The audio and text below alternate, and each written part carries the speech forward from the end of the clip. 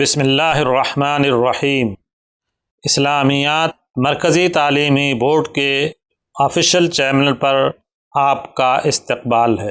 محترم اساتذہ کرام، آج ہم سبق نمبر 17 کے طریقۂ تدریس کے بارے میں گفتگو کریں گے۔ سبق نمبر 17 ایک کہانی ہے جو چیونٹی اور کبوتر کی ہے۔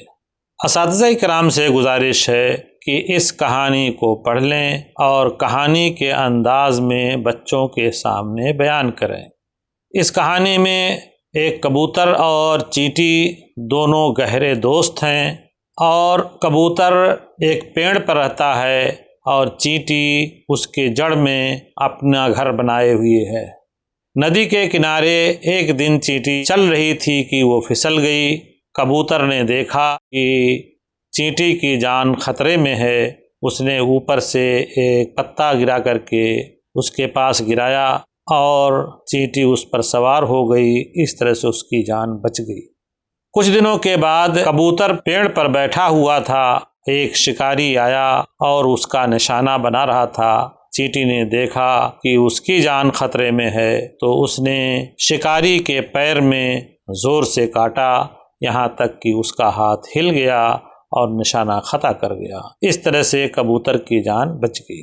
اس کہانی کو سنانے کے بعد اساتذہ کرام سے گزارش ہے کہ بچوں سے پوچھیں کہ اس کہانی سے کیا معلوم ہوا۔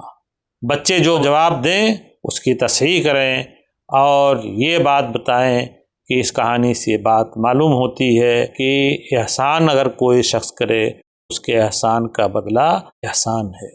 پھر اس کے بعد اس سبق میں ایک حدیث دی گئی ہے، وہ ہے حضرت عبداللہ بن عمر رضی اللہ تعالی عنہ کی روایت ہے کہ رسول اللہ صلی اللہ علیہ وسلم نے ارشاد فرمایا کہ جو شخص تمہارے ساتھ احسان کرے تم اس کا بدلہ احسان سے دو۔ اگر اس کے احسان کا بدلہ دینے کی تمہارے پاس طاقت نہ ہو تو اس کے لیے دعا کرو، یہاں تک کہ تمہیں یقین ہو جائے کہ تم نے اس کے احسان کا بدلہ دے دیا ہے۔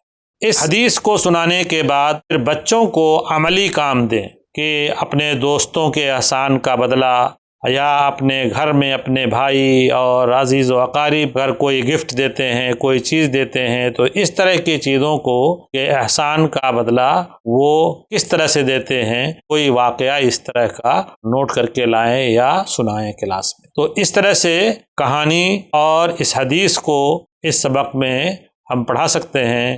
اللہ تبارک و تعالی ہمیں اس کو صحیح طریقے سے پڑھانے کی توفیق دے۔ السلام علیکم ورحمۃ اللہ وبرکاتہ۔